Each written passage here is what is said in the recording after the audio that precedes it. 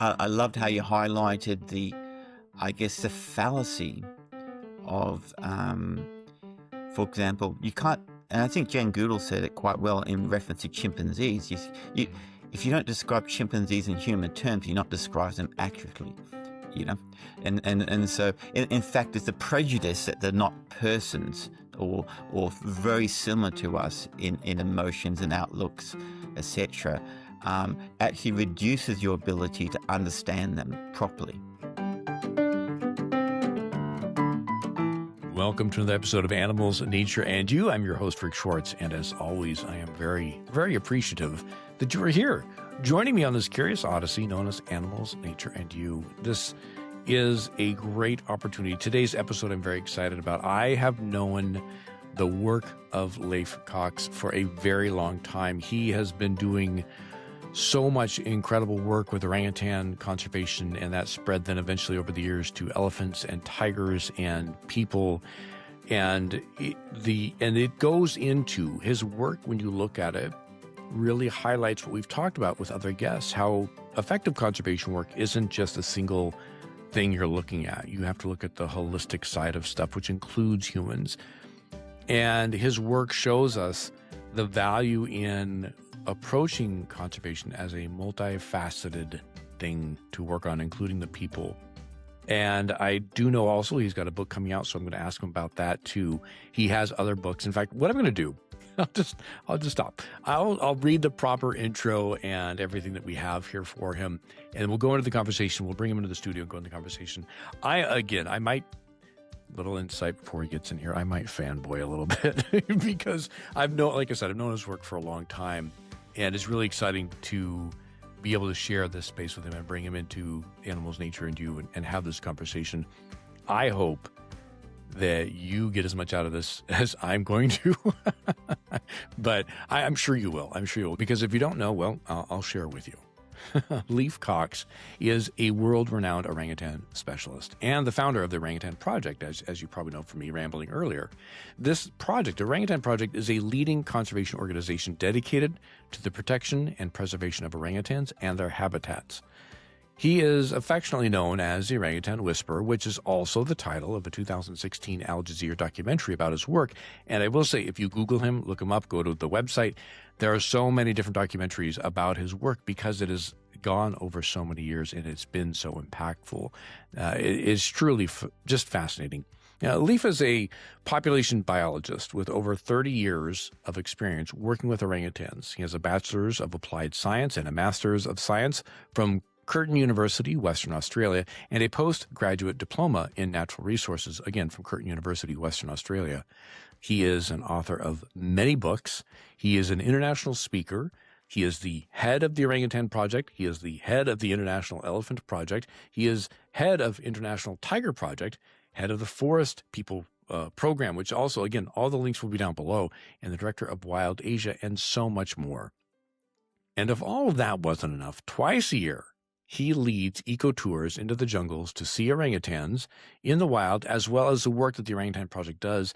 And he uses that time to discuss and talk with those that are on the trip with him to learn about the habitat, to learn about the orangutans, share his stories and experiences. Leif, I just want to say you're obviously very motivated and passionate about the work you do and clearly very busy with everything you do. So I just want to say thank you so much for taking the time to be a guest here with me on Animals, Nature, and You.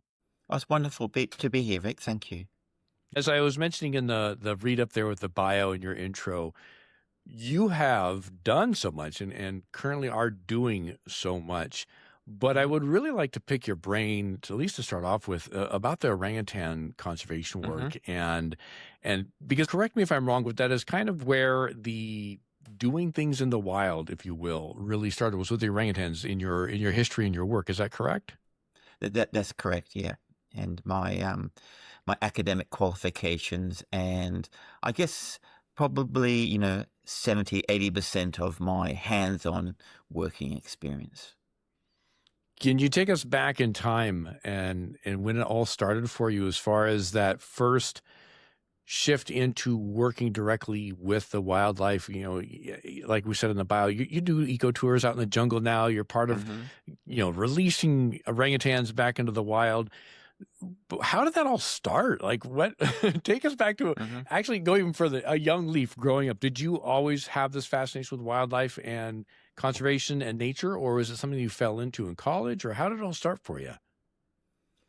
I always loved animals and being with animals, and so I was actually brought up in a very large metropolis, Hong Kong, and but my bedroom was a menagerie, with budgerigars and terrapins and tropical fish, etc.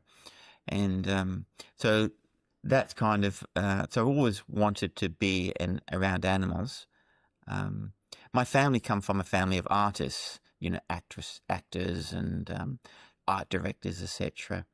And I had some talent, but I took a U-turn into science and animals, and I started on my journey to with my university qualifications, and then eventually ended up working with 15 orangutans in a zoo, and and luckily back in those days there was no occupational health and safety, and so there was no training. And they said, look, this is how you work the slides, and this is a diet sheet.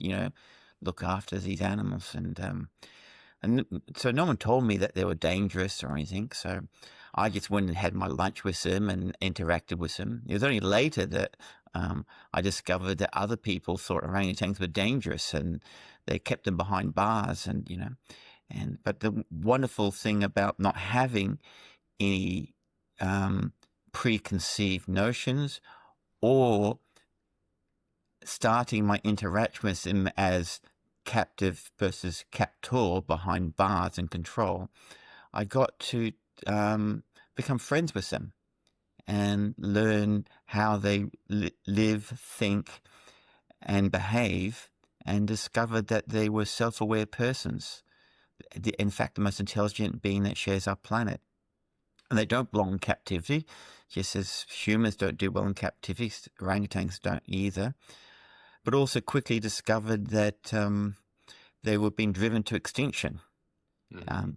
And so since I started, we know at least in Kalimantan alone, 100,000 orangutans have been murdered.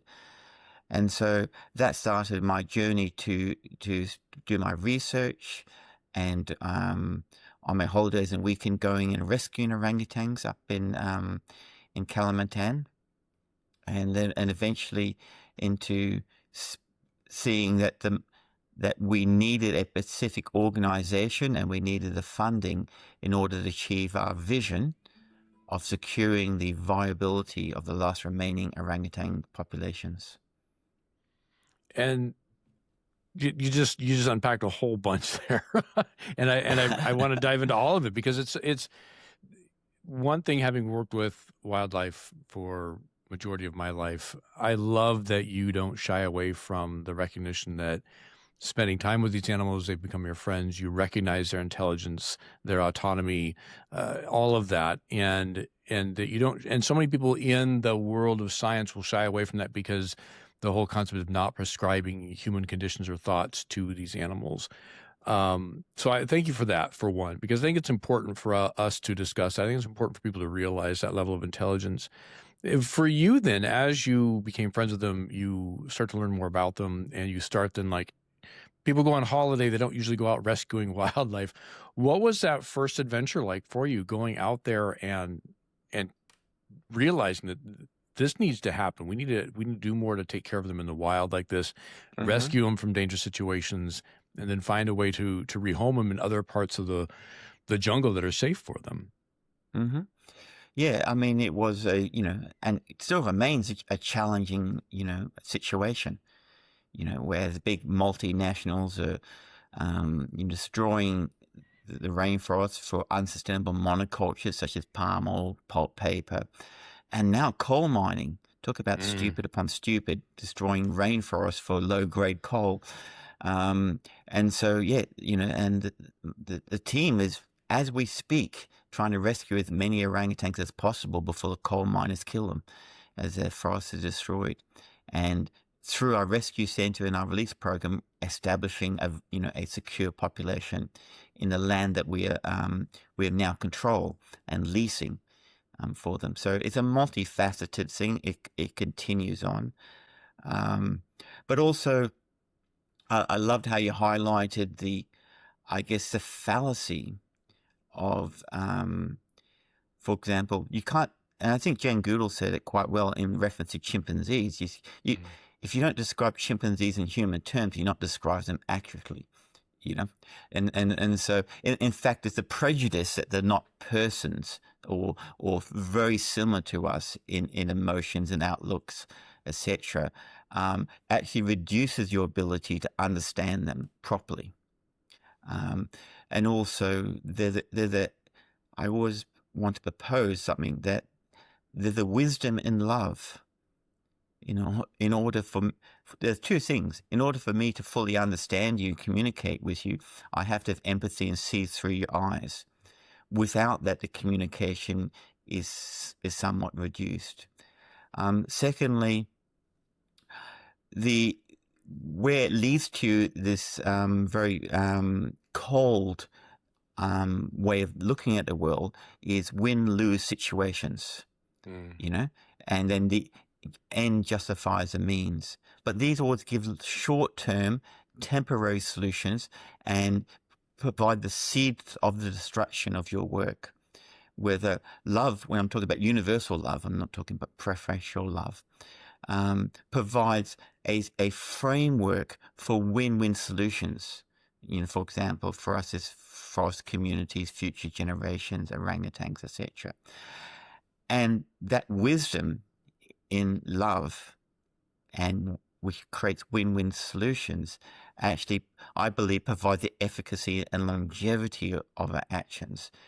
Lastly, I see a lot of conservationists too fighting against each other for name, fame, money, power, and reputation, because they haven't found that love and joy within themselves, which is obviously inhibits our ability to enact change. But also they may start hating those who are destroying the environment and correcting, and that hatred eats them up inside, and they eventually psychologically collapse. And so only love provides the power and the longevity for us to continue on in very challenging situations. And so that's a quick and dirty summary of why I've come in my journey to reject that cold scientific doctrine. Doesn't make sense. So I call it two wings of the bird. You have to have the love and compassion, and then the intellect and knowledge, because indiscriminate charity causes more problems than it solves. Which is true, that's the criticism of just emotively acting without knowledge. But you need both. If one wing is missing, compassion and love, or intellect and understanding, the bird just flops around on the floor. That is an outstanding analogy, sir. Thank you for that. That is because you're painting a visual there, obviously, that someone could recognize it as a bird, but the fact that you need that balance of those, and they are both equally important. That's great. Thank you for that. I do want to jump back to what you just said, though, about the importance of approaching even those you disagree with love, and what you said, something along the lines of conservationists hating those that are doing perhaps atrocities or bad things to the environment or to a species. I know here in America, we are currently in a situation where you must seem to have to pick either A or B. And if you're not this, you hate that. And it is this energy of pitting each other against each other. And I want to really explore what you said there, because I agree completely that there is more than just the black and white of it that we're being told we have to pick. And with that, then I do also agree. I see the damage that occurs when we approach our perhaps counterpart or someone who may disagree or stand differently in how we should approach things with this anger or hate. Can you explain for my audience your experiences, or why it is you feel that you aren't going to sit on the other side of your orangutan conservation, as an example, and you see somebody trying to clear cut a forest for palm oil, as an example, that you don't have hate for them, but you also want to stand there for the orangutan and do right by the orangutan. Can you explain that a little more for those in my audience who perhaps have been trained recently in our culture in America to, no, you must hate your enemies? Mm. Yeah, and it's corrosive, and it doesn't produce lasting outcomes. Right. And so that doesn't mean you don't act, but you act without hatred or maliciousness, And if you can, you provide a framework and opportunity for those that you have to have conflict with in order to achieve a better outcome for everybody, including them. I mean, they can't make money or live a good life on a dead planet, and so it's not like we're doing something that's going to be in their best interests, but they simply, at this time don't understand that. And they think that, more money will provide them more happiness, but, as a fallacy. And so, we can have to have compassion for them. And so, yeah, it's in that framework that I think we have to operate. And I'll give you, two great examples of, wonderful human beings. Let's say Martin Luther King. His job was to raise the status of African Americans, right? But if you hear what he says, he wanted to create America good for everybody. His job was to, in a sense, was rights for African Americans, but his vision was an America that was good for everybody, regardless of their race and religion. Mahatma Gandhi stopped his independence movement during World War II because it's sort of unfair to continue the process while Britain was in war, because he had compassion and understanding for his enemy. And those visions which go beyond the us and them, even though their role is either, rights for a particular group or independence for a particular nation, undoubtedly provides a lasting legacy and solutions, and otherwise, why would anyone ever allow you to win if you provide the existential threat that you winning means their destruction, right? They'll fight to the end. And ultimately, this comes to, you see everywhere is, ultimately ends up, is where the Nazis got to, the final solution. There's no way we can do this to all the people and fight without totally eliminating them, But the Nazis found out that eliminating a whole people is pretty damn hard. Right. Right. So more than likely you're not going to achieve, and then, the outcome is going to be your destruction, as it plays out. And so so that's why, again, referencing my comment, the wisdom of love, right? Mm-hmm. It's unwise action to demonize and try to destroy the other. Inevitably, history has shown time and time again that only results in your own destruction. Right. This lays a wonderful foundation then for how I would like to continue this conversation, in that I would love to hear from you. First part, what are the challenges that orangutans are facing right now? What are those that some might look at from the position of caring deeply for animals, that these are the enemy on the other side? What are those challenges and how are they being caused? And then I would love to, and we'll come back to this, but I would love to also then talk about, what are the active solutions? What are some of the things people can do other than just get angry or just point a finger and say, those people over there are wrong? So, but let's first start with, and again, coming from the concept, and I'm reiterating this also for the audience, is that I would love to, now that we've established the importance of the wisdom of love, we've established the importance of recognizing there's a lot of gray area in between what we have been told to believe, right versus wrong on everything. What are some of the challenges right now that orangutans are facing in the wild, and what is causing the need for your work with the Orangutan Project? Yeah.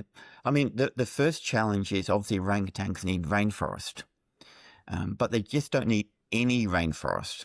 And governments tend to conserve areas which are not suitable for the palm oil plantations and for water catchment for the cities, i.e. the hills and the mountains. But all the tigers, elephants, and orangutans and the local communities don't live there because there's no biodiversity, there's no nutrients, there's no productivity. They all live in the lowland and riverine areas. And that's why 80% of orangutans don't live in protected forests. They live in previously logged forest outside of protected areas. And so we have to piece together and leasing and purchasing the critical lowland and riverine forests to build ecosystems of the right type, shape, and size. Now, they have to be all of those that I just described the type. They have to be the right shape because you lose about 80% of your biodiversity 1 kilometer from the edge of rainforest. And so having thin strips or corridors don't work. They eventually collapse and don't hold any biodiversity. But also have to be the right size because rainforest reduces the ambient temperature by 4 degrees, creates its own humidity, creates its own rainfall. And so small patches of the rainforest eventually ecologically collapse. And a lot of environmentalists believe that, for example, the Amazon may be starting to collapse into a savanna because there's not enough Amazon to support the Amazon. So we have this window of opportunity to save viable ecosystems themselves that won't collapse, right? So no use saving orangutans if their ecosystem's going to collapse. And I also have to, unfortunately, take into account the sea level rise that were baked in due to climate change, and a lot of the coastal peat swamps where orangutans live will be underwater. And so in our children's lifetime, grandchildren's lifetime, they will no longer survive in those areas. So we have to then, so I've selected 7 ecosystems, the right type, shape, and size, and they are also positioned to conserve the 3 species of orangutans and the 3 subspecies of Bornean orangutans. Yeah, and so people just think orangutan, right? But yes. There's 3 species, and those species really matter. Even the subspecies really matter, and for their survival, because an orangutan is adapted to its particular rainforest. You put the wrong orangutan in the wrong rainforest, you get a bad outcome. So we need to conserve habitats of large enough to secure viable populations of 2,000 orangutans in each of these ecosystems. Otherwise, if it's less than that, the rate of genetic loss due to breeding will exceed the rate of random genetic mutations, and therefore the genetic diversity will slowly collapse over time, and the population will collapse. And so all this has to be put together. And so we have a strategy to save the 3 species of orangutan in 7 ecosystems that we're piecing together that will survive this extinction crisis. And so these maybe visualize, these are arcs of biodiversity and orangutan populations. We had to start 3 other projects because I always say orangutans may be the center of my love, but not the boundary of it. And I found there were 3 species falling outside the umbrella: elephants, tigers, and people. So I started the International Elephant Project, International Tiger Project, and Forest for People. So in these 7 ecosystems, we're bringing all living beings under the umbrella of conservation.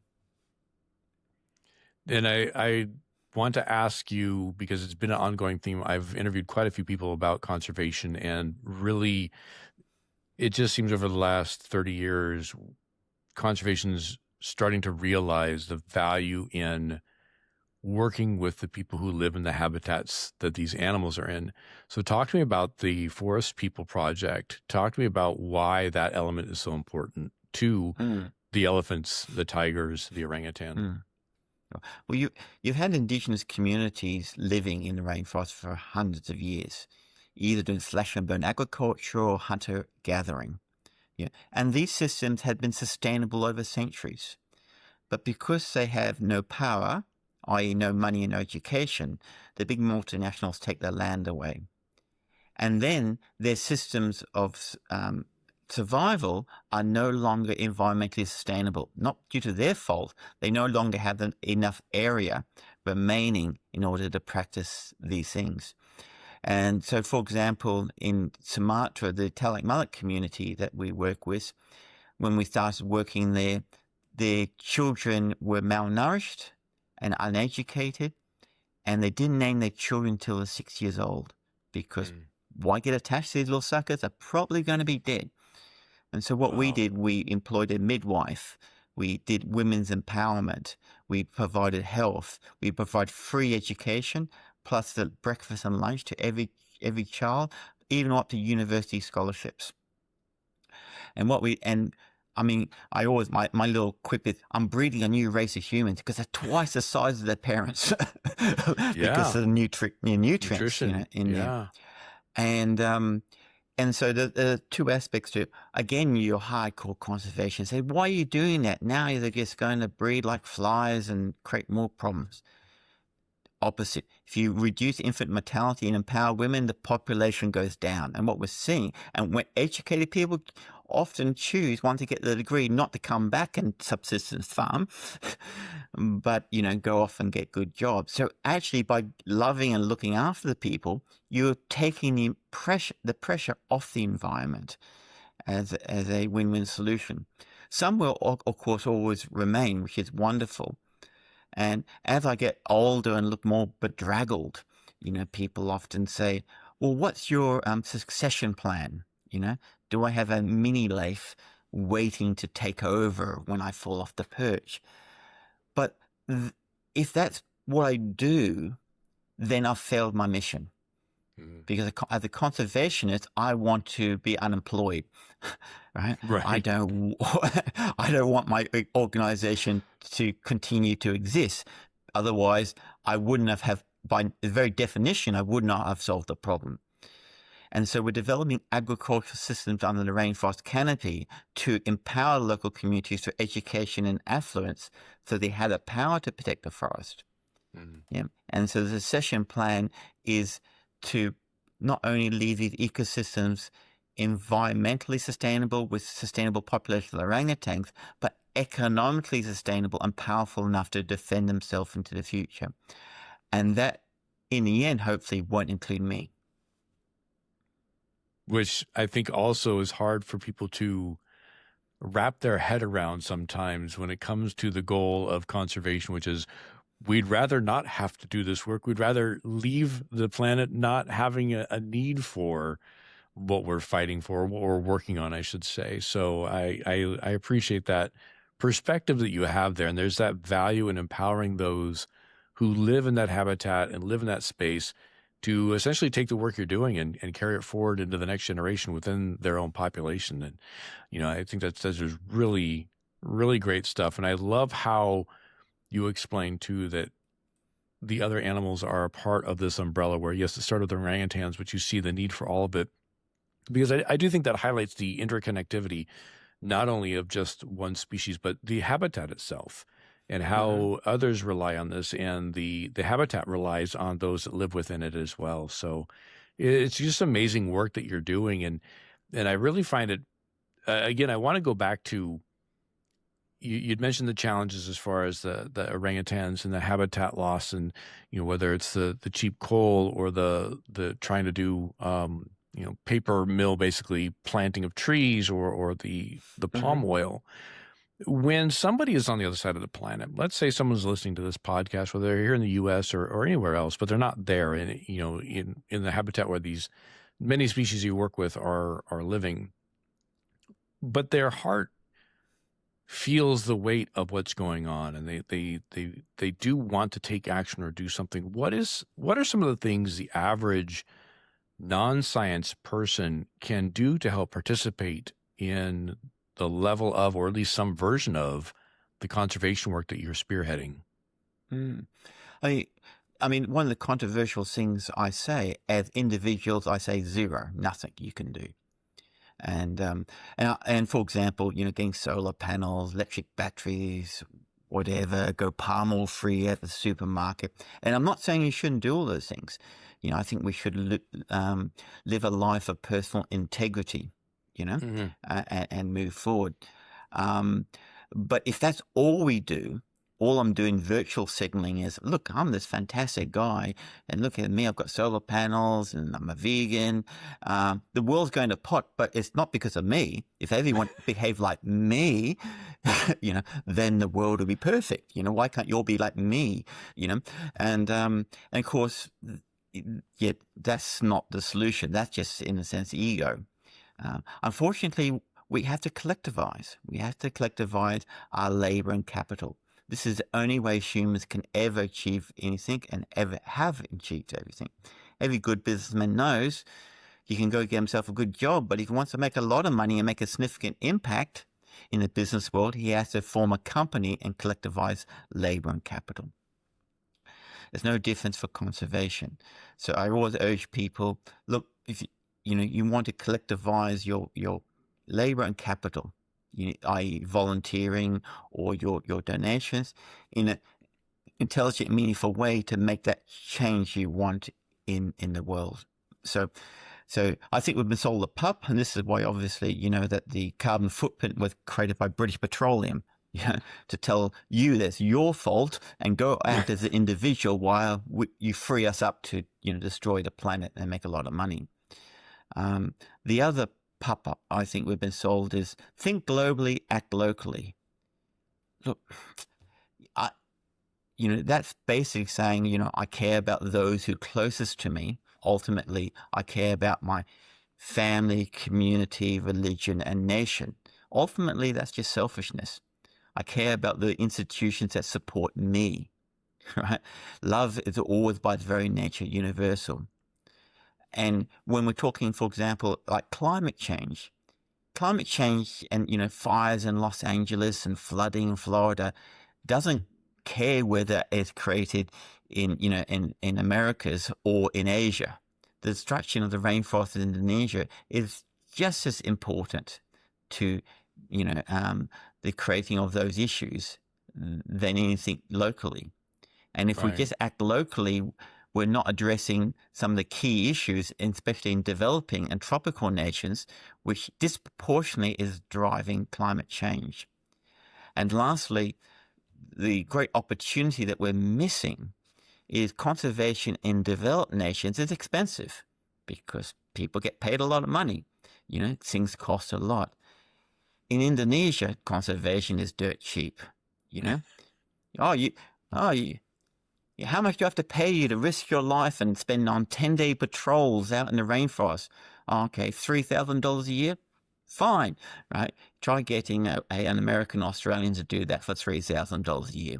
And so you get a lot more bang for your buck, if that makes sense. Absolutely, we transfer our concern from the developed to developing nation. And the last point is, in developed nations, such as, let's say, Australia and the US, we have enough money to save our ecosystems. It's only a lack of will. But when we find let's say, in developed nations, it's funding which is a key inhibitor of achieving outcomes. They don't have the resources and funding to achieve it. And therefore us as, who are able to fundraise in the developed world can achieve so much more, because we're actually addressing the key restrictor in achieving the outcomes. Not government policy, not will, but funding is a key restrictor, and that's something we can easily achieve by collectivizing our capital. So to distill that down, I am a 20-year-old college student in middle America, and I want to help orangutans. It sounds to me like the best thing I can do is be part of the collective that is supporting something like the Orangutan Project, in the sense that my $5 special coffee that I like to get every now and then, that $5 would go a lot further if I sent it off to you, or every month I save that $5, end of the year I send you, the total amount then to you, because that money will carry further and have a greater impact than in Southeast Asia, in the rainforest where the orangutans can be found. Is that kind of a good way to distill that all down? Yeah, I mean, one of the, if you look at it economically, in developed nations, we vicariously live a better quality of life through the exploitation of others.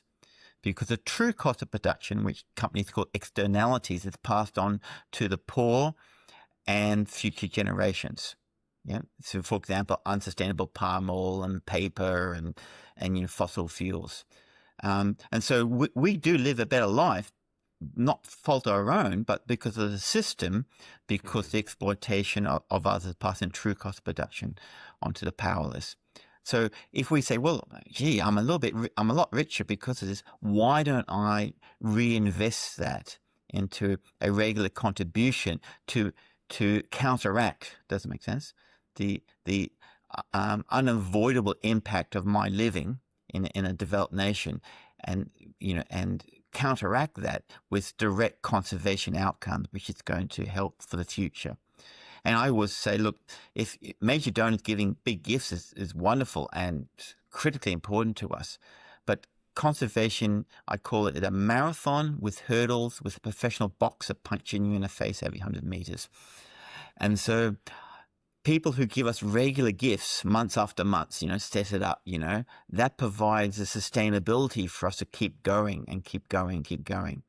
And that's yes, so valuable to us.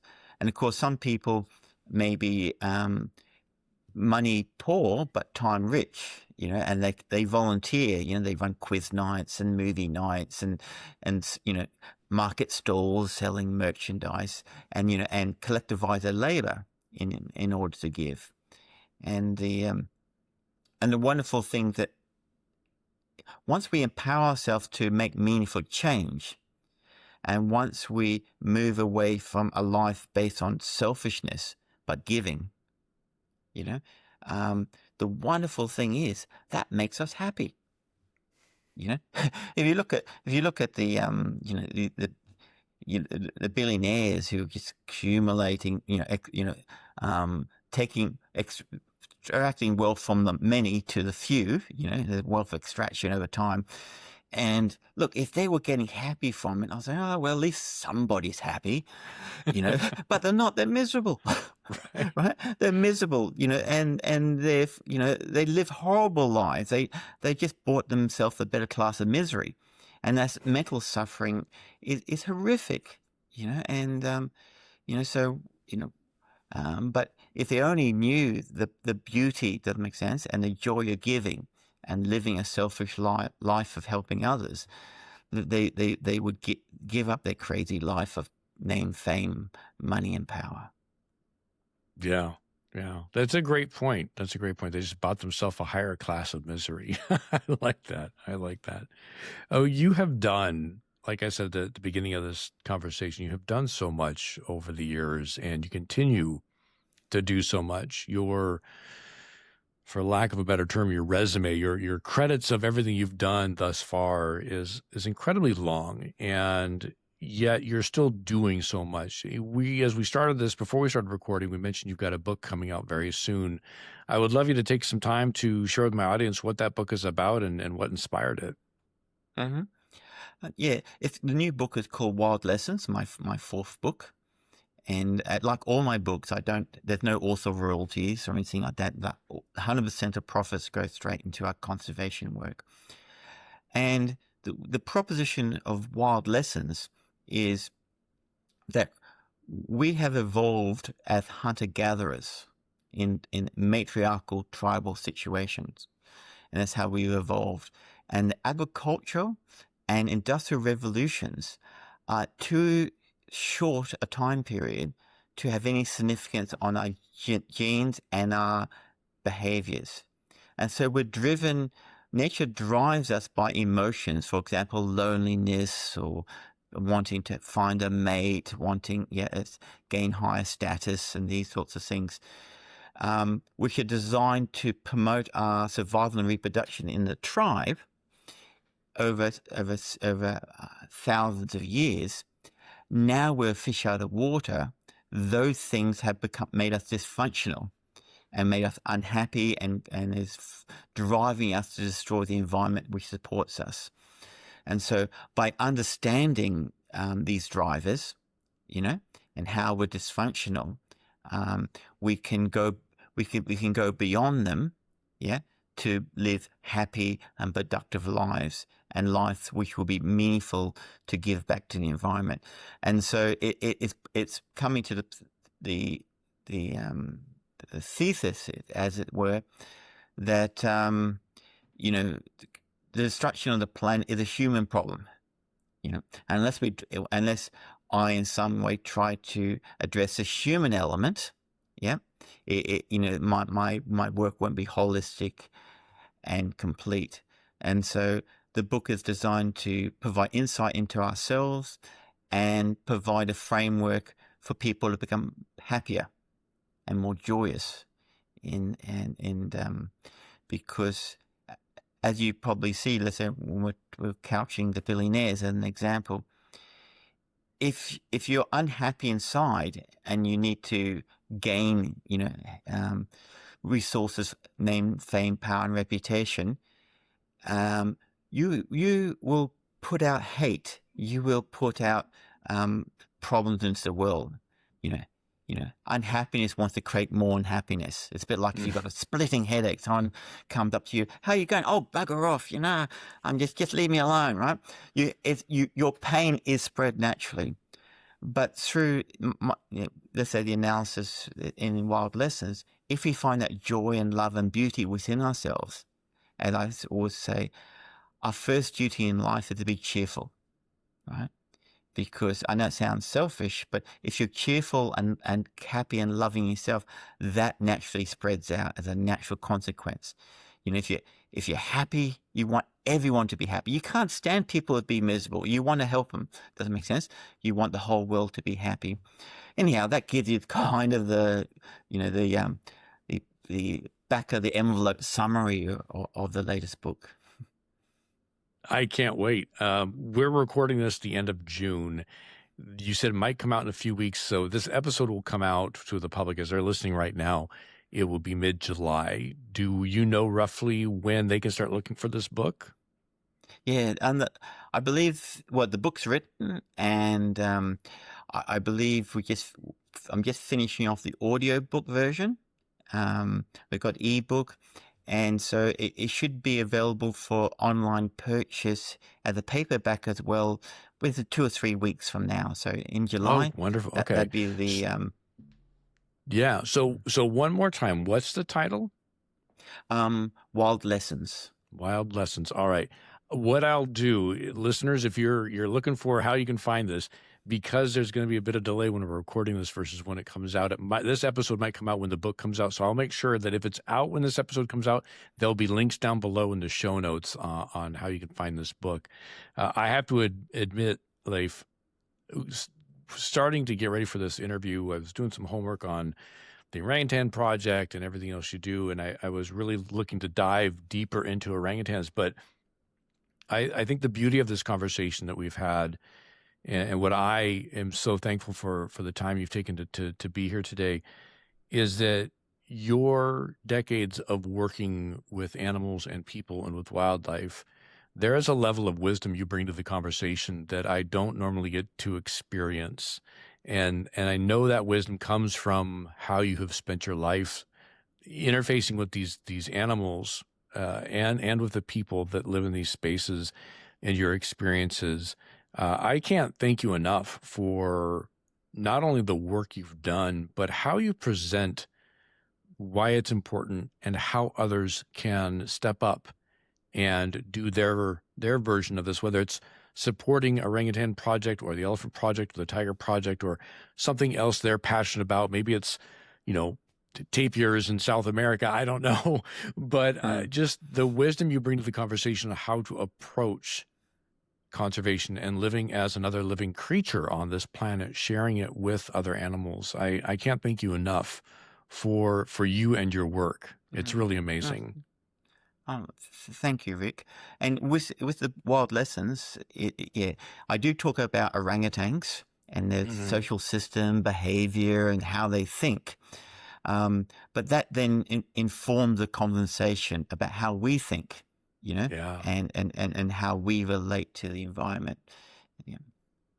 Completely understandable. And, again, I've had my own personal experiences with close, tight relationships with different wildlife and animals. And I can only imagine as much time as, my very first step into caring for animals, I was a volunteer at the Woodland Park Zoo in Seattle. I was assigned at the primate area. One day a week, I got to assist in prepping diets for orangutans and getting to just sit with the main caretakers and listen to them talk about the social structure and the intelligence and all that. And I mean, to this day, I'm still in awe of the species. And so I can't imagine the amount of time and intimacy you have had with this species, how many lessons they have offered you in showing you how to human. It's got to be amazing. I can't wait for the book to come out. It sounds truly, truly like a peek behind the window, or the curtain, I should say, into what you've experienced and the knowledge they've given to you that you can now share with us.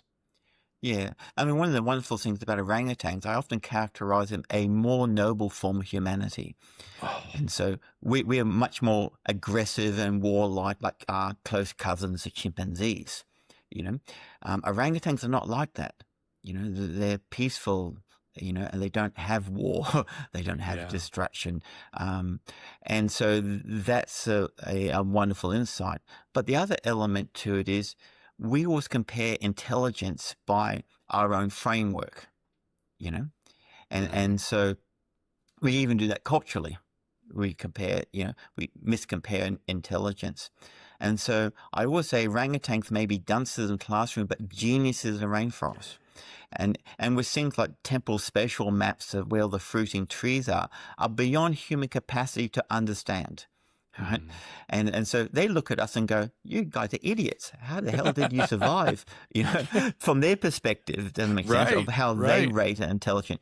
Because to become intelligent in ways that don't aid your survival and reproduction is the most stupid thing a species can do, because you're developing a large brain which is consuming all those calories, right?